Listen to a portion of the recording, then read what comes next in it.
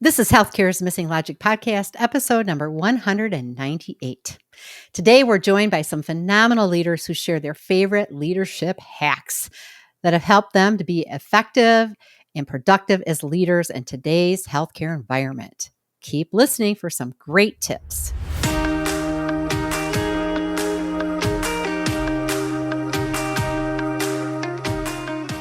Welcome back to Healthcare's Missing Logic podcast.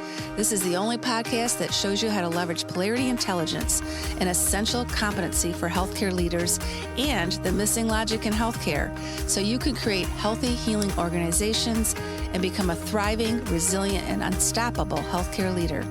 We are your hosts, Tracy Christofferson and Michelle Trosett.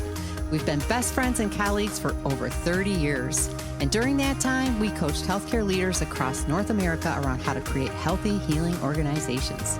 Today, we coach healthcare leaders and leadership teams to live thriving, resilient, and balanced lives, combat burnout, and create the best places to give and receive care.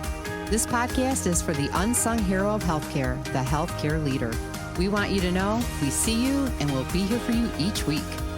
In this podcast, we're going to challenge healthcare's industry norms, flip limiting beliefs, and share proven strategies so you can be your best self at work and at home, live and lead intentionally, and experience well-being and joy. We are glad you are here and look forward to sharing the journey with you. If you aren't totally convinced this podcast is for you, just listen to a few episodes and convince yourself. Well, hello, everybody. Welcome to another episode of Healthcare's Missing Logic podcast. This is Tracy. And this is Michelle. Welcome back. Your two dynamic co-hosts ready to do another episode. Super excited for this one. This is going to be really fun. We're doing a little something different that we haven't done before. And so, we're looking forward to you listening to this.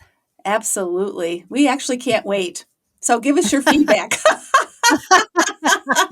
Yeah, definitely. Let us know what you think about it, right? Yes. Yeah. And so today we're talking about some leadership hacks to enhance effectiveness and performance as leaders.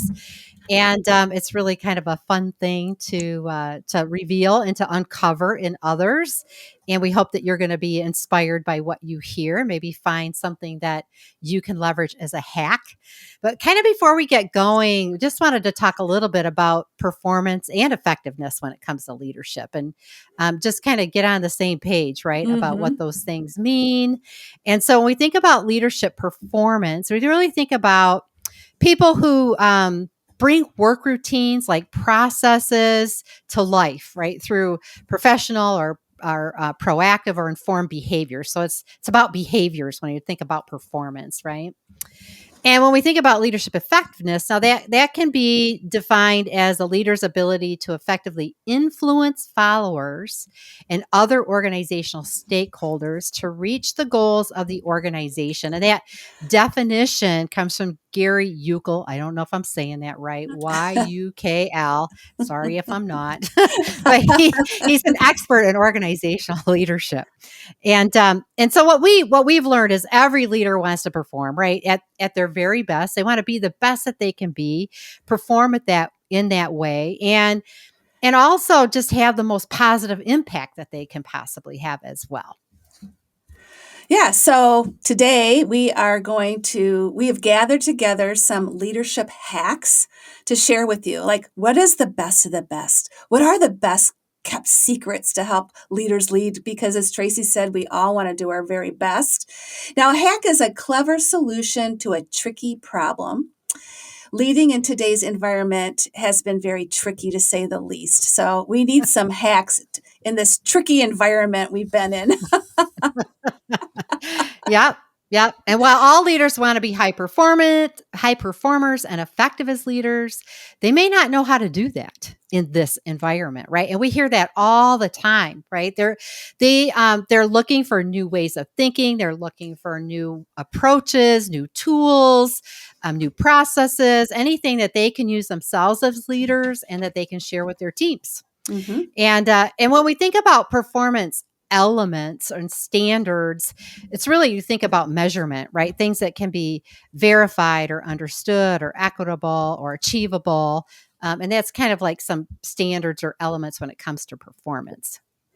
And there's also some elements or standards when it comes to effective leadership as well. So, one example is just the ability to delegate tasks to others, right? So, often we're perfectionists.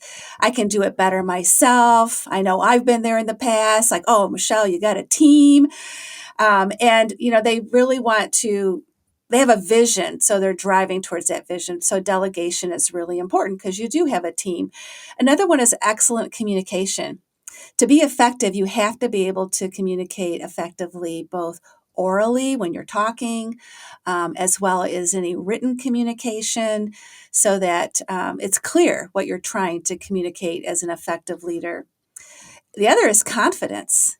You can't be an effective leader if you're lacking a lot of self-confidence and you don't have that self-assurance, and you bring your experience, and you can build on, maybe you haven't even done exactly the same thing, but you build on appreciative stuff that you've done in the past. So confidence is really important, and honesty. You can't be effective if you're a dishonest leader, and you know what, your team will know it. So it's just good to lead with honesty. And then creativity. Effective leaders don't do the same thing all the time. They're open to creativity. They are looking for new and different ways to do things. And they're also open to listening to creativity of their team members. They realize that maybe someone else has a better idea than they do. So all of those things are helpful to be effective as a leader. Yeah, yeah. And if you're like any of the tormented healthcare leaders that we've been talking to, right, you're purpose driven and you want to have a positive impact, especially in your team, your organization, in your community. You're dedicated to that, yet you're exhausted. You're feeling guilty whenever you do anything that's focused on you or giving yourself any attention or getting your own needs met. And you're starting to enjoy your role less and less every day and feel like disconnected from your purpose. Are we right? So every day we know that you face constant change with no relief. Like change is just ongoing, and you struggle with the new emerging culture of expectation and a new generation of staff that have a different perspective and expectations. And we hear that a lot too, like things are changing and staff expectations are changing. You also feel torn and conflicted because you're wanting to serve, you're wanting to take care of yourself so you can be happy and experience peace and joy, but there's that conflict there with that, wanting to serve Mm-hmm. and take care of yourself. Yeah, and we get it. We Yeah. understand. It feels like no matter what you do, right? It's not enough. It's never enough, right? And that's not new either, but it seems to be more and more, right? These days with all the challenges, there's so much to give your attention to. And the more you try, the worse it gets. And, you'd love to learn from others. Like, what is everybody else doing? That's one of the things we hear from individuals in our boot camp and our coaching programs. They just love hearing from other people, knowing they're not alone, but hearing what others are doing and really learning, right, from them, how they're maintaining their performance, how they're being effective, what they're doing during these challenging times. And so what we did is we reached out to some really incredible healthcare leaders, different organizations, different roles, different backgrounds, and they are members in our Core to Support membership. And we asked them one question. And we said, what is one hack that you have used that's been valuable to you in being an effective leader or performing more effectively? And so it's kind of our way of crowdsourcing for you some various hacks that other leaders are using, again, in a variety of different roles. And just, they're going to be available to you immediately. They're usable. And we can't wait to have our leaders share that with you. And so you're going to start to hear from them. And then at the end, we're going to share our hacks, one of our hacks that we use as well. So listen up. Let's get started. Here comes the wisdom.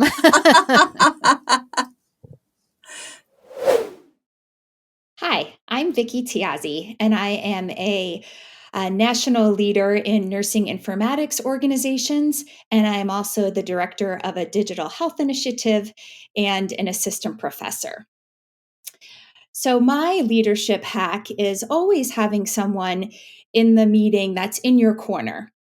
And the way I use this hack is that I will either talk with someone who's already going to be in the meeting ahead of time, especially if it's a difficult decision or a difficult presentation, perhaps, and just give them a briefing on it to get their thoughts and ideas, and really leverage that person's feedback going into the meeting. The other way I might use this is actually bringing someone to the meeting with me.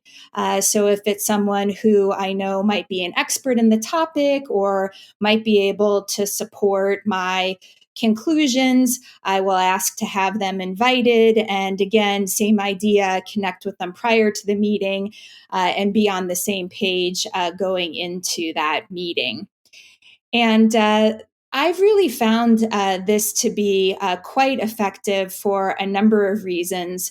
One is just that moral support. So having someone in the room that clearly understands ahead of time what you're planning to present, and can perhaps either add to the conversation, reaffirm what you're saying, and really be there for that support.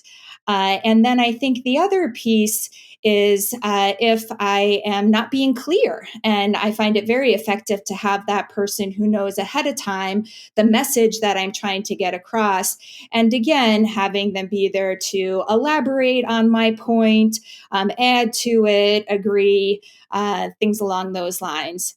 And then last but not least, for me, it really helps to have that partner in the room, that smile, that person to look to as you are doing the presentation. It provides me with confidence to move forward within the meeting with the presentation, and really that camaraderie and comfort as well. So that is my favorite leadership hack.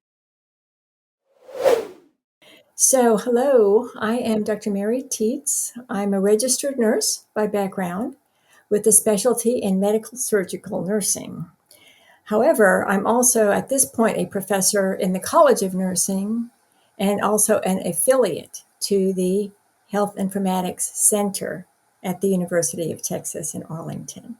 So most of my life I've been in informatics as a nurse.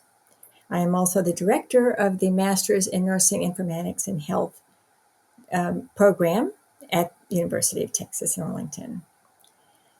I have my favorite hack that has helped me so much in my leadership skills as I've gotten to be involved with more and more people in my projects. And the one that works the best for me, I really embrace, is my alter ego. And my alter ego has 3 different aspects to it. It's multidimensional, and each of them are connected to a characteristic of mine that I'm trying to make fit in the leadership role better. So the first one is an image. And in an image, I needed someone that I could put in my mind as a picture, right? So I thought about what I wanted to be like. And Anne Margaret came to mind. The reason of that is because I tend to be authoritarian. I tend to, because of the oldest of 6 siblings. And so in groups, I tend to push people along, maybe make decisions for them, that kind of thing. And I needed someone with more of a sweet, welcoming, unintimidating personality, but still be able to be a strong person inside. And Margaret was very much a favorite of mine as I was growing up. And so she became my alter ego. I use her more when I need to use the polarity of candor diplomacy. I tend to be more candor, straight to the point, and that's needed. But I have Anne Margaret's image balance me out to the diplomacy. You can just see her in the movies and how she just kind of waltzes in and has control of the situation with her sweetness. And so that is my image. But I also, along with that, becomes the name. So I didn't want to be named Anne or Anne Margaret. The name is the second part of my alter ego, and my middle name is Francine. And so, Frances. So I spunked it up a little bit by making it Francine, because it's spunkier than Frances. And so that made Anne Margaret's image and my name be together in one part of my alter ego. And I use it when I need to in groups. And we'll talk about that in just a minute. So the benefits of that image is that I have actually a picture I can look at right now where I have Anne Margaret's image on top of my camera.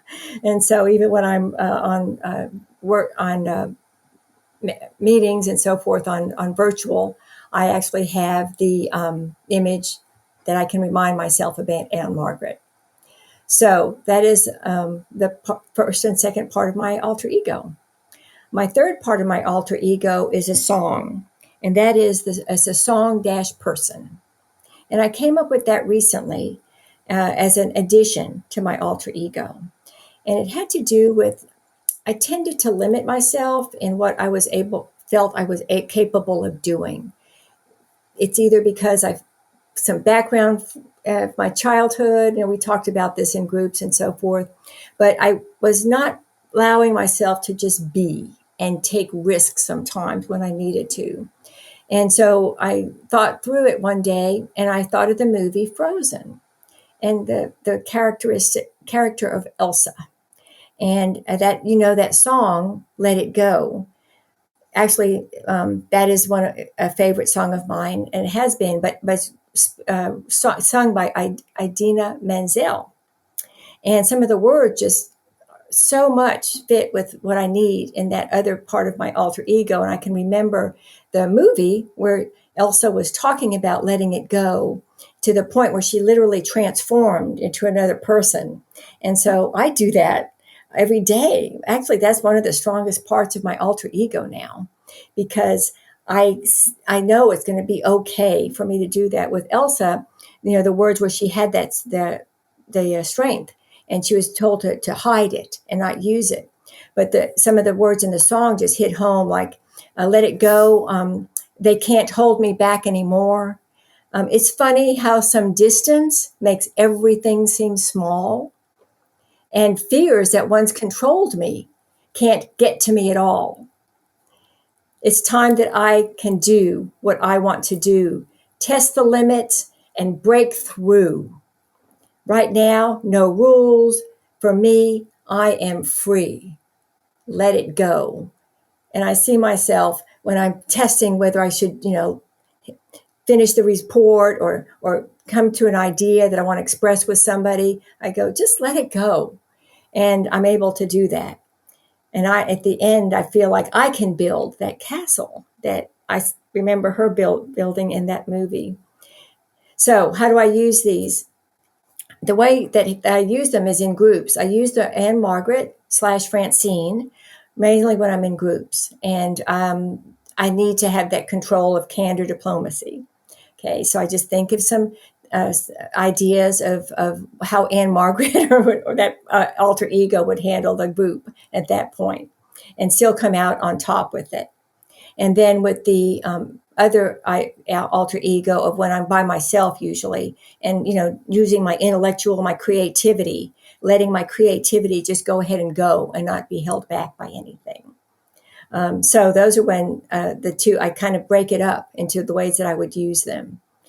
So basically, what have they done for me, my alter ego? They've supported my efforts to be the person I want to be. So I always wanted to be these people, but having the images and the songs and the name have pushed me into that. It allows it. So I've overcome undesirable personality traits and self-doubts by having my alter egos help me. It's not like I'm a different person. It's just allowing me to be the person I want to be. And that was the answers I wanted to leave with you today on how alter ego is a great hack to help you be a leader. Hi there. My name's Deb Rio. I'm a nursing and patient care leader in a critical access hospital in McCall, Idaho. So, what is my leadership hack? My leadership hack is the Pomodoro technique, or the sprints of work time with breaks. The technique was developed in the 1980s and named after the tomato-shaped kitchen timer. And it looks like this. There are 6 steps. Identify the task or tasks that you want to complete. Set your timer for 25 minutes. Work on the task with no distractions. That's a good one. When the alarm sounds, take a 5-minute break. Repeat the process 3 more times, and take a longer 30-minute break and start again. So how do I use this hack? Well, I used this hack recently when I worked on a new project, or what we call in the CAH, or the critical access hospital world, another hat. As I found out about a year ago when I started working at a CAH, we wear many hats. Okay, so now I have my new hat, and I start out with an assessment of the project. Check it out, find out what you can get, all the data. And now I'm overwhelmed. So what do I do? Where do I start? And that's when the Pomodoro technique came in, of course. How did it improve my effectiveness? I was able, first of all, to get started and focus on my work and reduce my stress about the new hat I was wearing. Hi, my name is Roberta Young, and currently I'm in a chief nursing officer role in a small community hospital.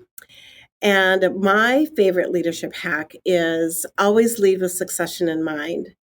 And I've been privileged to be in an executive role since about 2004. And this was something I learned early on in my career, but really before I was ever in a formal leadership role. But somebody took me aside when I was in an informal leadership role and said to me, hey, I see potential in you, and you're not going to be in this job forever. So for your next job, what do I need to do to prepare you? And I was like blown away. It's like, wow, like who does that?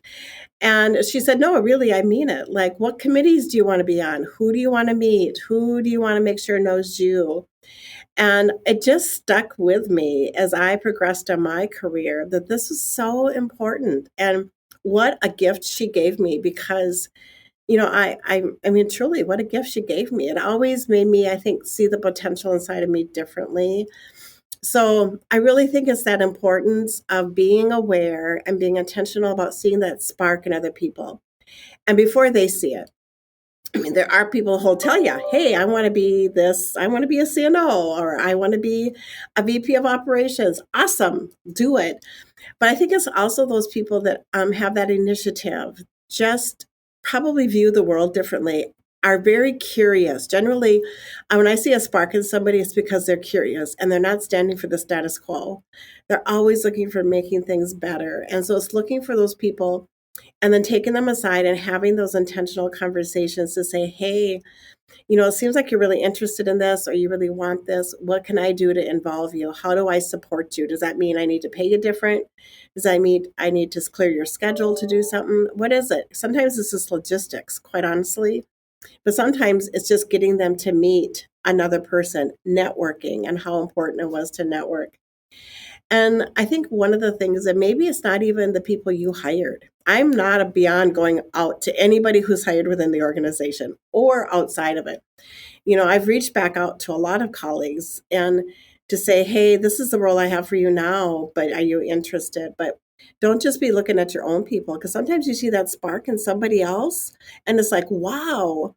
And getting them into that, and even tipping off their leader. Did you notice that this person did this? Is that somebody you want to develop and help? And I think it's that coach, trust, verify, because when you give people new things to do, you've got to be that supportive leader that, hey, let's talk about this, could do touch points. Again, it's kind of logistics, but have touch points built in to say, hey, We're going to get together because you might not have questions right now, but if you just want to talk something over, I'm here. So let's take 20 minutes and do that. I think it's verifying and then, correcting where you need to, not very often, but people want to see success. And if they know your intent is for their success or success of the organization, and you're really clear as you're explaining that, people are accepting of it. They want it. And so it is that, having, just really seeing the good in people and their potential. But if you don't say it out loud, they may not know it. And so I'm really encouraging those leaders, use this hack, say those things out loud, notice those people with a spark. Don't close your walls off to just who you've hired. Go beyond that, because there's a whole great world of great folk out there, particularly in a time of workforce and leaders. It's really hard to find leaders. We've got to look differently. And this is just one hack you can use. Hi, my name is Kathy DeFigueredo, and I am the Director of Analytics at a healthcare organization in Texas. And I wanted to talk about one of my leadership hacks on mindset. And the reason why I like this one so much is it's so foundational to almost everything else that I do. And what I mean about mindset is really, it was kind of in the last few years of just really paying attention to almost my self-talk and the stories I tell myself, the attitude, and really looking at who I want to be, who I want to be in the world, who I want to be at work, who I want to be with my family. And then just really understanding how that frame of mind and the stories I tell, the beliefs I have, just impact everything. So I had some goals about the identity I wanted, but I realized before that I had, some negative stories that I was telling myself. And so what I do to really help cultivate a positive mindset is every day try to have some quiet time where I just have either some positive affirmations or do some meditation, and even just, very simple. And then throughout the day, what I do is try to do this most days is if I find myself thinking something negative about a situation, or a lot of times it's about myself, or have like fears that I can't do something, I kind of stop that, interrupt it. And I actually apologize to myself. Sorry for that thought. And then I think because the first thing really is to recognize what you're doing. And so kind of break that, recognize it. And then I think about what's maybe the more positive. So not going all the way to, I'm not like rose-colored glasses, Pollyanna, but how can I see this? What else could be true? So I ask that myself a lot. Like the two questions I think is, who do you want to be? And so I don't want to be a person that's like complaining and I can't do this. I want to be strong and courageous, And then I think also about what else could be true. A lot of times we get stuck in either like binary thinking. So what else could be true, or find a third way. So think about a third way. So those are things that I do to try to just kind of get myself back on track. And for me, it's really helped because I think, once you show up in a certain way, then it's going to impact your environment, and it's going to impact how other people behave too, because it's almost, especially, well, either way, positive or negative energy, it can kind of, you've probably been around people that suck the energy out of the room. And I don't want to, show up like that. So I think having one of the words that I think of to cultivate that positive mindset is radiance. And so I think about that a lot. How can I bring light to any situation, even if it's tough? And also, how can I get people to shine brighter? By me shining, it kind of gives them permission to shine. So that's, again, my hack. It's simple, but it's again, like I said, foundational. And it's just like a discipline to try to do that every day. Well, this is Michelle, and my favorite leadership hack is my morning routine. It also consists of some rituals that mean so much to me. This is my sacred time, and I don't miss it any morning, 7 days a week. So the first thing to know is I wake up at the same time every morning at 5 a.m., and I actually put a block in my calendar for 2 hours for my morning routine. And the first thing I do is I go get my cup of coffee, because my coffee is a very important part of my routine. And I also have my water, another important part. 2 hours, we need a lot of coffee and water. And then I light a candle. And the candle's very symbolic to me because it's a ritual and it's my time to connect with God and to set my intentions for the day. And then I sit in a Zen chair. I call it my Zen chair. It's in my office, but I don't sit at my desk to do my morning routine. I have a special area with a chair and some end tables with my things on it. And I think that's important because you can design your morning routine around the space to have the things that you need to help support your time there. And then I just settle in. And for me, when I settle in, I say some prayers. I give some gratitudes for people in my life, for events in my life. And I also say some affirmations. And then I move into meditation. And I meditate about 20 hours in my morning routine. And then I keep, did I say 20 hours? You did. Michelle, I don't think you meditate for 20 hours. I meditate for 20 minutes. Okay, there we go. 20 minutes. Out of your 2 hours.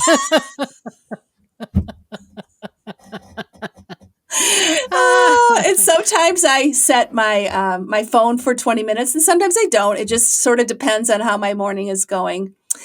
And then I keep a stack of index cards next to me, and I do this. This is another hack because when I'm in this space, and I'm meditating and having this reflective time. I will grab a card if I want to, if I have an inspiration or an idea comes to me or something I want to write down. So it's right there, and it has served me very well. I put it in my planner later or do something with it, but I keep it there in the moment. So my stack of index cards are part of my routine. And then for the last almost year, I've been scripting every day as part of my morning routine. So what I mean by that is I write a page every day. I set my intentions for the day. I write down my beliefs or my knowings. These are empowering beliefs that will be important for my intentions of the day. And then I write down actually what I want to have happen for the day. And so that's really important to think about it from an intentional, all the amazing things that are going to happen to me that day. I write those in my scripting journal. Then I also have some reading time, and the reading time varies. I usually have a stack of non-fictional books next to me, and I will just read some pages out of a book so that I'm inspired, or maybe I'm learning something.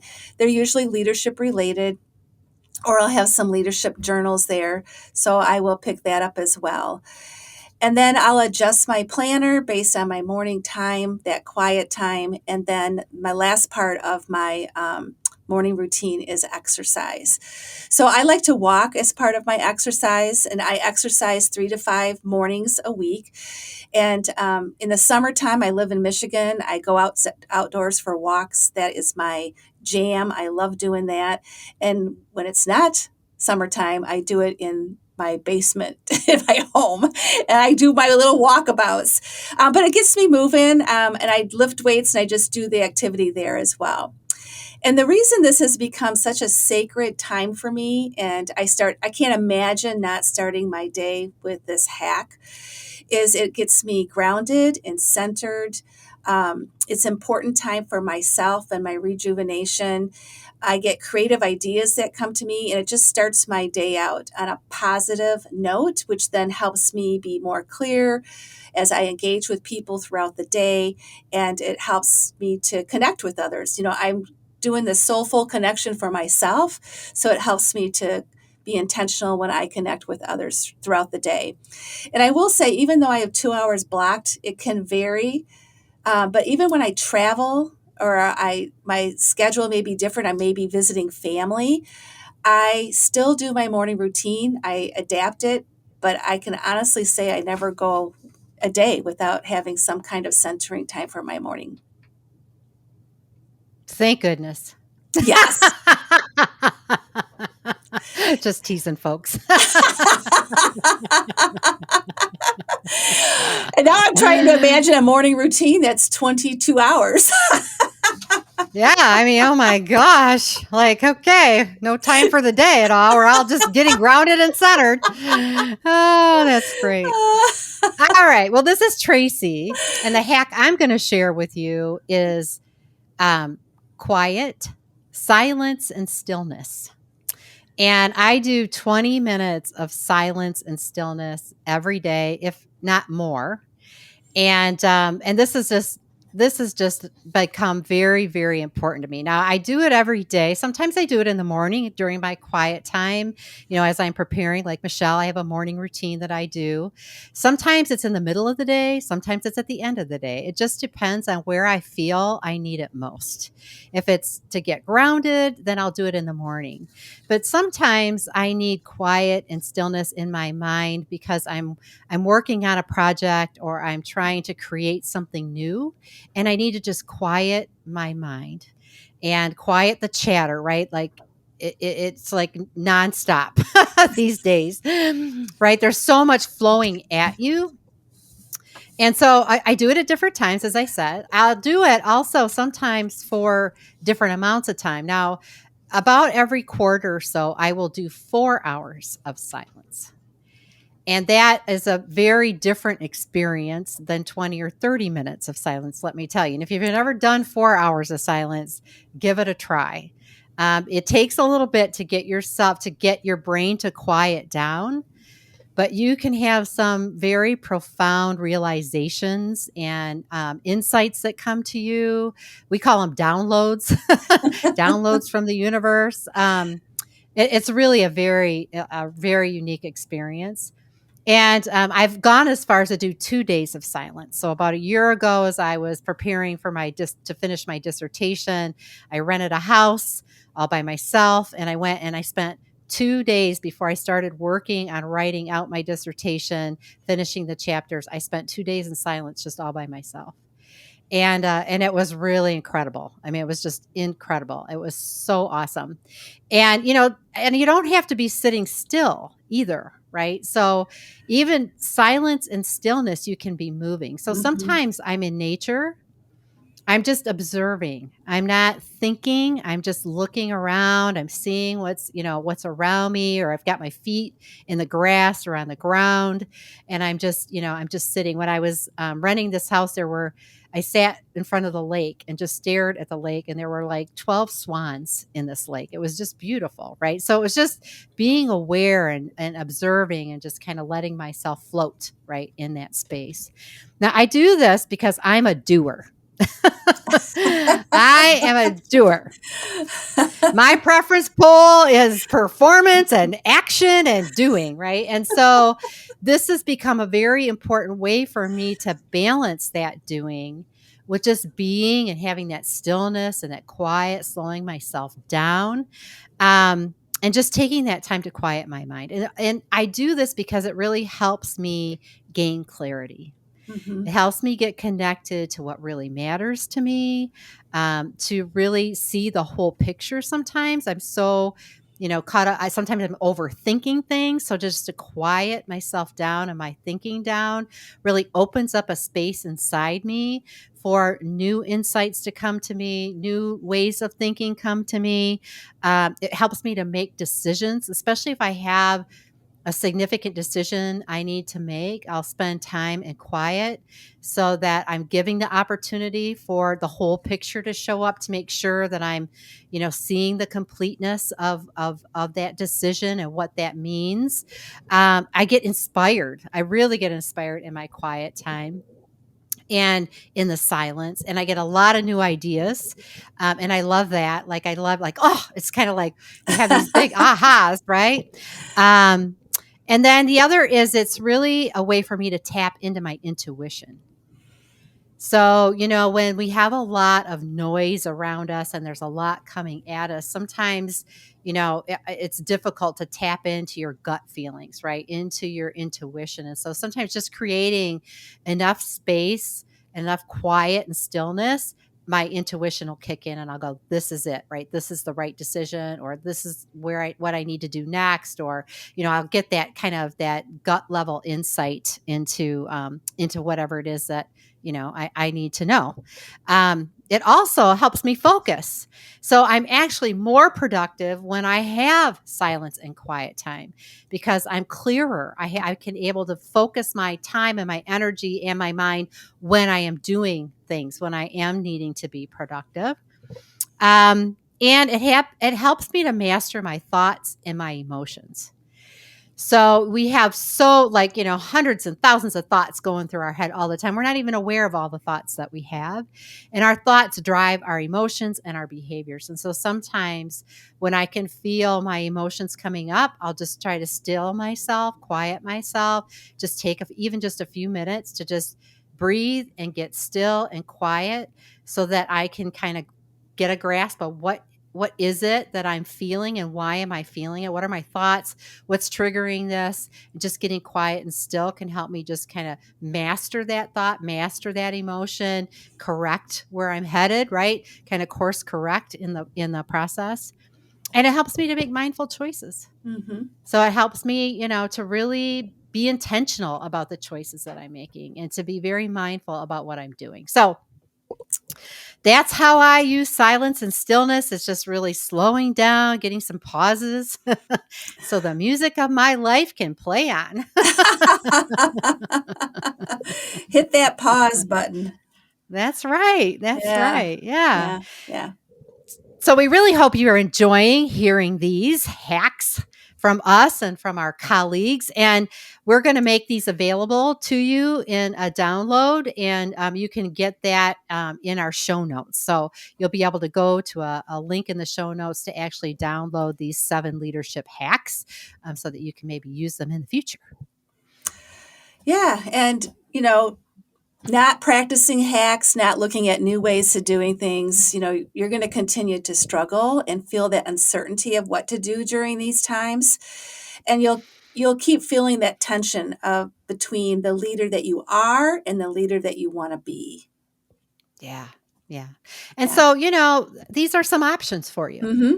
And picking and choosing maybe one you're like resonated with you, right? And just trying something that aligned with you personally, really can help you to connect with what you value, what matters most, help you move closer, as Michelle said, to really being that leader that you want to be and that your team deserves. Yeah. So let's go have a hackathon. Oh, this was really a lot of fun to do. Thank you for being with us. Thank you for joining us on another episode of Healthcare's Missing Logic. Don't forget to go into the show notes and download that the whole sheet on the hacks we provided today, that reference for you, because that will be very valuable. And we will see you next time. In the meantime, stay safe and healthy and hack away.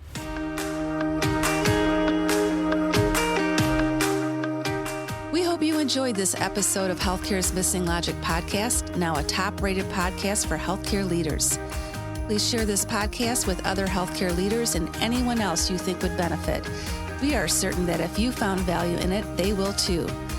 If you haven't already done so, please hit that subscribe button so you don't miss any episodes. And also, it would mean the world to us if you took a quick moment to leave a rating and review on Apple Podcasts, Stitcher, or your favorite podcast player. It helps to get the word out about our podcast and incredible guests. Be sure to subscribe to our YouTube channel if you want to watch our podcasts. You can also follow us on our Missing Logic social media channels, LinkedIn, Instagram, Facebook, and Twitter. Until next time.